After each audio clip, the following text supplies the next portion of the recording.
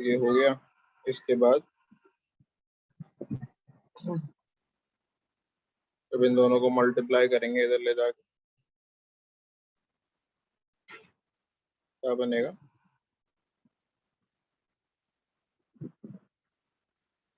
1.29 into 10⁻⁻5 n/2, और इसमें 55.5 multiply किया जाएगा इंटू 55.5, तो 71.595 into 10⁻⁻5 equals number of moles of N2। ठीक है। अब क्योंकि ये नंबर बहुत छोटा है, अगर इसे नंबर इसमें से मल्टीप्लाई करूंगा भी, 75.595 equals number of moles of N2 में से अगर मैं छोटा सा नंबर 1.29 इंटू 10⁻⁻5, N2 सब्ट्रैक्ट हो ही नहीं सकता because the number is too small, तो इसको हम N2 ही लिख लेंगे। ठीक है, सॉरी यहाँ 10⁻⁻5 नहीं लिखा मैंने, 10⁻⁻5, तो इसको इग्नोर करके हम N2 ही लिख लेंगे, ये क्योंकि नंबर बहुत ज्यादा छोटा है। तो मोल्स आ गए इतने, 71.595 इंटू 10⁻⁻5 मोल, लेकिन आंसर निकालना है मिली मोल में, तो 1000 से मल्टीप्लाई कर, 1000 से मल्टीप्लाई करोगे 10⁻⁻2 बचेगा, तो 10⁻⁻2 को फिर अंदर मल्टीप्लाई ही कर दो इसके, तो 0.715 मिली मोल्स, ये आपका आंसर आएगा।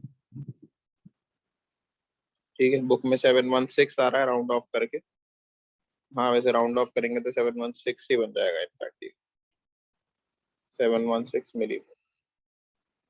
तो आई होप क्लियर है यहाँ तक। हाँ जी, कोई डाउट है किसी को इसमें?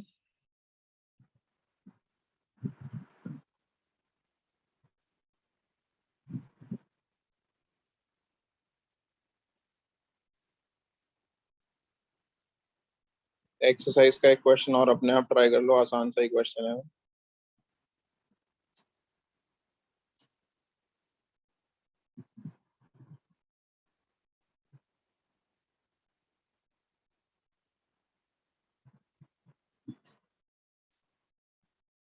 तो क्वेश्चन नंबर 35 पढ़ो अगर दिखाई दे रहा है आपको।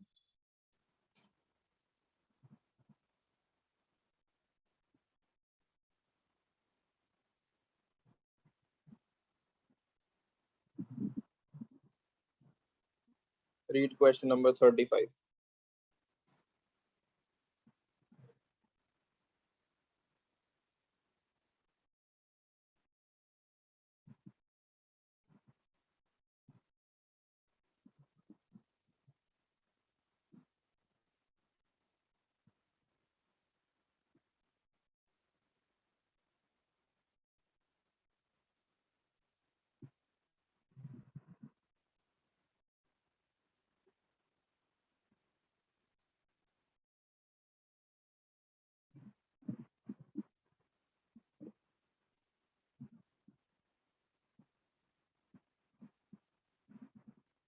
तो हेनरीज लॉ कांस्टेंट दे रखा है। ठीक है, सॉल्युबिलिटी ऑफ मीथेन निकालनी है बेंजीन की अंडर दिस प्रेशर 760 mmH। तो सॉल्युबिलिटी मोल फ्रैक्शन की फॉर्म में कैलकुलेट कर सकते हैं।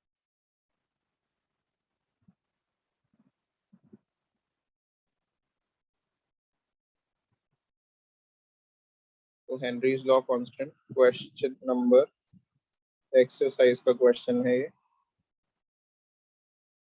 Exercise question number 35। Henry's law constant KH दे रखा है 4.27 इंटू 10⁵ मिलीमीटर मर्क्यूरी। ठीक है, और प्रेशर आपको दे रखा है 760 मिलीमीटर मर्क्यूरी। सॉल्युबिलिटी कैलकुलेट करनी है, तो सॉल्युबिलिटी मोल फ्रैक्शन की फॉर्म में कैलकुलेट कर लो। सॉल्युबिलिटी कैलकुलेट कर, इसको आप मोल फ्रैक्शन के इक्वल भी ले सकते हैं। मोल फ्रैक्शन ऑफ व्हाट, कौन सी गैस है, मीथेन। ठीक है, methane gas in benzene, benzene में डिसॉल्व की है।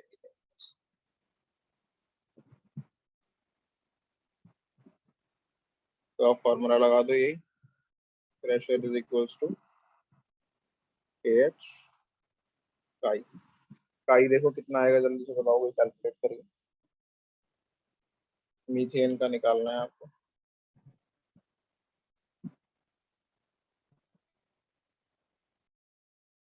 तो ये इसका बस आपको मोल फ्रैक्शन कैलकुलेट करना है। प्रेशर और काई दे रखा है, और फिर लास्ट में एक लाइन लिख देंगे, मोल फ्रैक्शन जितना भी निकल कर आएगा।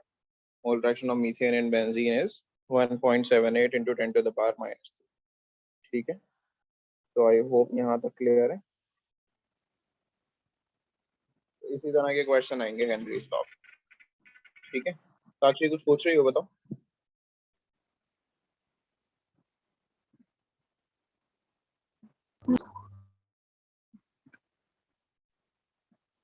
ठीक है,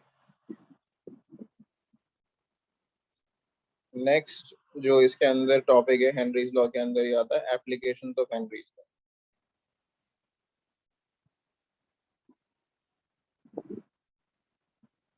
तो हेनरीज लॉ जो है, it governs basically, what it governs the solubility of various gases in various liquids.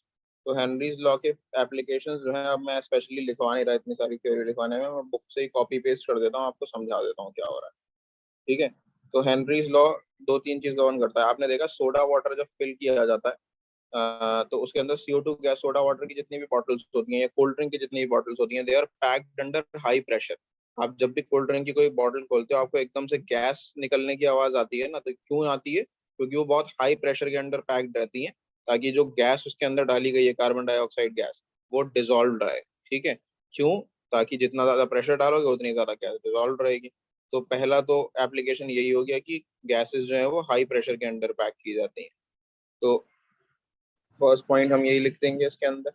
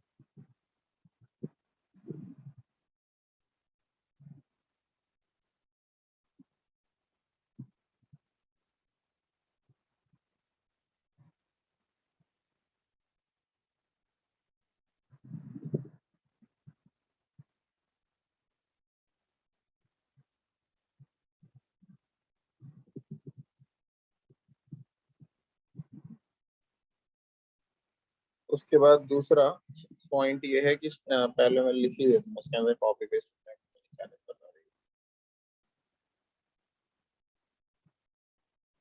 है। Soda water bottles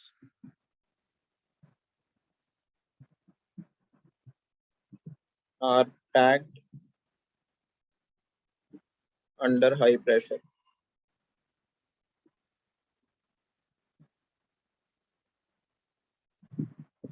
under high pressure to dissolve CO2। ठीक है, second point, the tanks of scuba divers. Scuba divers पता है ना, deep sea diving जो करते हैं costume पहन के, स्कूबा जो जो ऑक्सीजन टैंक्स होते हैं जो उनके, the tanks of scuba divers are filled with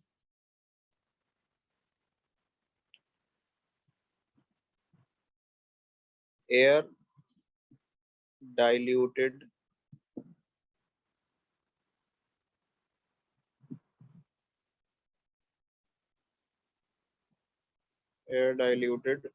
with helium instead of pure oxygen. तो उनके टैंक्स के अंदर air diluted with helium use किया जाती है instead of oxygen. Sir controllable helium. हाँ, कंट्रोलेबल हीलियम का मतलब क्या हुआ? सर मतलब अगर हीलियम ज्यादा हो गया तो वो ऊपर नहीं चले जाएगा बनता. हाँ हाँ, मतलब ऑब्वियसली उसके अंदर हीलियम भर थोड़े रहा है. बहुत ज्यादा हीलियम भरेंगे तो सांस भी कैसे ले पाएगा? ऑक्सीजन होनी चाहिए ना उसके अंदर, लिमिटेड अमाउंट होती है, 5-6% बस. सर ठीक है, क्यों सूट किया के जाता अंदर है वो होती मैं है ना. बताता हूँ आपको. हाँ, वो मैं बताता हूँ. नहीं यार, इंसान के अंदर हीलियम भर थोड़ी रहा है, इतनी हीलियम थोड़ी आ जाएगी वो फ्लोट करके ऊपर आ जाएगा. सर नहीं. सर सूट के अंदर स्कूबा सूट. सूट के अंदर नहीं भरते, टैंक के अंदर भरते हैं. सूट के अंदर ओके हीलियम सर. भरेंगे. हाँ, सूट के अंदर हीलियम भर के तो वो ऊपर ही आ जाएगा. अब आई डोंट नो ये कहीं पे यूज किया जाता है या नहीं, तुमने पढ़ा है क्या कहीं ऐसा? सर हाँ पढ़ा तो था. याद नहीं आ रहा. अच्छा, जो स्विम सूट होते हैं ना, स्कूबा सूट्स होते हैं, उसके अंदर कोई गैस नहीं भरी होती, वो तो स्किन टाइट सूट होता है बस. अब ये हीलियम सूट अगर कहीं यूज किया जाता और फ्लोट कराने के लिए, तो वो मुझे पता नहीं, वो देखना पड़ेगा. एनीवेज, तो tankers of scuba divers are filled with air diluted with helium instead of pure oxygen. ठीक है, ऐसा क्यों है? या इंस्टेड ऑफ एयर लिख देते हैं, डाइल्यूटेड विद हीलियम लिख देते हैं, बस इतना. प्योर एयर देखो, अच्छा प्योर ऑक्सीजन तो यूज कर ही नहीं सकते, पहले तो मैं ये बता दूं आप. प्योर ऑक्सीजन इसलिए यूज नहीं कर सकते कि प्योर ऑक्सीजन टॉक्सिक हो जाती है.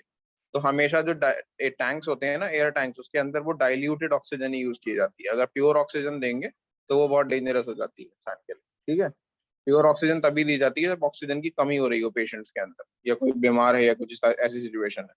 वरना एयर दी जाती है. और एयर को भी डाइल्यूट करते हैं हीलियम से. ऐसा इसलिए होता है क्योंकि जब ये, जैसे मान लो ये वाटर सरफेस है, नीचे वाटर है, ऊपर एयर है. तो एक स्कूबा डाइवर है, ठीक है, जो वाटर के अंदर नीचे जा रहा है. जैसे ये स्कूबा डाइवर वाटर में नीचे जा रहा है, जैसे जैसे नीचे जाता जाता है, वैसे वैसे प्रेशर इंक्रीज होता जाता है. जो सराउंडिंग में वाटर है, उसके ऊपर वो प्रेशर डाल रहा है, तो ये प्रेशर नीचे जाते जाते इंक्रीज होता जाएगा वाटर. ठीक है, इस वाटर के अंदर ये प्रेशर नीचे जाते जाते इंक्रीज होता जाएगा. अब जैसे जैसे ये प्रेशर इंक्रीज होता जाएगा, तो more and more air will dissolve in the lungs of the scuba diver. Scuba diver के लंग्स में बहुत ज्यादा एयर डिजोल्व होनी शुरू हो जाएगी. अब जब बहुत ज्यादा एयर डिजोल्व होनी शुरू हो जाएगी, और फिर ये स्कूबा डाइवर वापस आएगा ऊपर. जब ये वापस आएगा तो वो एयर रिलीज भी होगी, और वो रिलीज इतनी तेजी से होगी कि नाइट्रोजन गैस के बबल्स बन जाएंगे ब्लड वेसल्स में. उसकी जो आर्टरीज और वो होंगी ना, वेन्स, उसके अंदर नाइट्रोजन गैस के बबल्स बन जाएंगे. वो नाइट्रोजन गैस के बबल्स जो होते हैं, वो बहुत पेनफुल कंडीशन कॉज करते हैं, जिसे बोलते हैं बेंड्स. ठीक है, तो उसको अवॉइड करने के लिए हीलियम मिला देते हैं. हीलियम मिलाने से नाइट्रोजन गैस की परसेंटेज कम हो जाती है, और हीलियम जो है ब्लड में थोड़ी सोल्यूबल होती है, तो हीलियम जो है वो बबल्स नहीं बनाती, बस ये फायदा होता है. ठीक है, तो this is done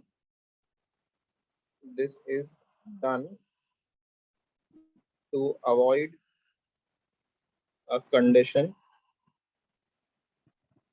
called bends. ठीक है, caused by bubbles of N2 gas in the blood vessels.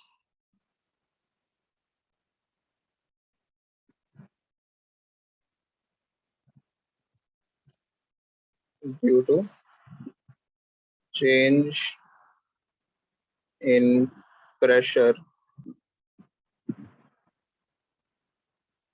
under water.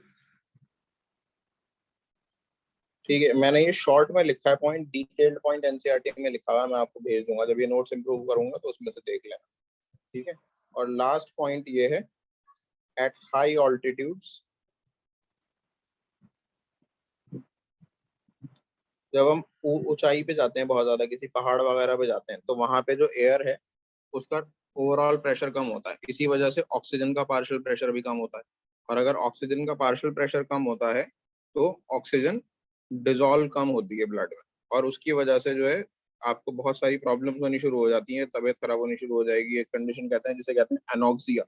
Anoxia यानी ब्रेन में ऑक्सीजन की कमी की वजह से कंफ्यूजन होनी शुरू हो जाती है, वॉमिटिंग जैसी फीलिंग आती है। तो वो सब चीजें पहाड़ों पे जाकर बहुत सब ज्यादा होती है, ब्रेन फॉग स्पेशली कहते हैं ना उसके, क्या कहते हैं, ब्रेन फॉग। ब्रेन फॉग कहते हैं। हाँ शायद ये टर्म मैंने कहीं सुनी तो है। तो ये प्रॉब्लम होती है अगर आप कहीं पे भी इंडिया में जैसे अगर लद्दाख की तरफ जाओगे या किन्नौर जाओगे, ठीक है, तो वहाँ ऐसा फील होता है क्योंकि वो बहुत हाई ऑल्टीट्यूड जगह है।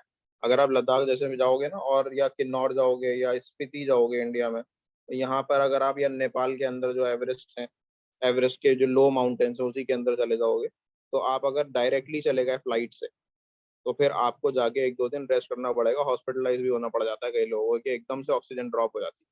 लेकिन आप अगर रोड से जाते हो तो धीरे धीरे ऑल्टीट्यूड बढ़ता है, तो आपकी बॉडी एडजस्ट होने लगती है। उसके बाद भी हो जाती है लोगों की तबीयत खराब, लेकिन कम होती है थोड़ी सी। ठीक है।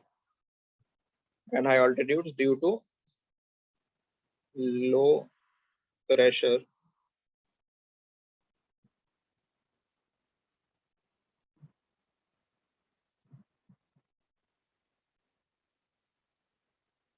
Of air,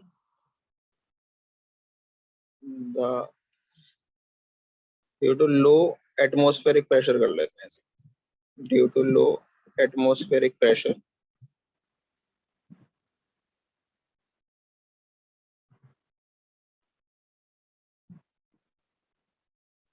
the partial pressure